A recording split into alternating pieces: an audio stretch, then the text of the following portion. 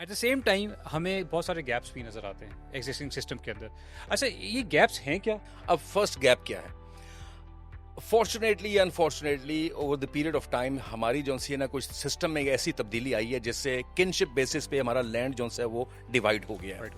ایک فیملی ایک جو سا آنر تھا جس کے پاس ایکڑز آف لینڈ تھا، وہ جب سپلٹ ہوتا گیا with the passage of time, تو جو آخری آج کل کے دور میں آ کے دیکھیں ہم تو جس کے پاس ہزاروں ایکڑ زمین تھی وہ اب ایک چند ایکڑ پہ آ گیا ہے.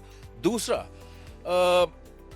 ابھی آپ کسی بھی ایریا میں چلے جائیں تو وہاں پہ کسی بھی نوجوان سے آپ پوچھیں کہ آپ کیا کرتے ہیں تو وہ آپ کی کتنی زمین ہے، وہ فار ایگزامپل آپ کو کہتا ہے جی ہمارے 200 ایکڑ زمین ہے.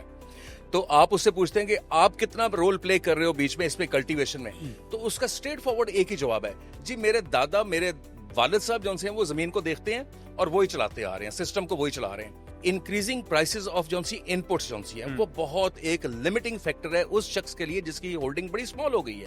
تو یہ ایک بہت بڑا گیپ ہے. پھر اس کے بعد فائنینشیل ہے ایشوز ہیں، اکنامک برڈنز ہیں، ٹھیک ہے، اور بہت ساری نارمز اینڈ ویلیوز ہیں جس کی بیسس پہ یہ ہماری ایگریکلچر جو سی ہے جس کو ہم کہتے ہیں گیپس اس کے اندر یہ ڈیولپ ہوتے جا رہے ہیں.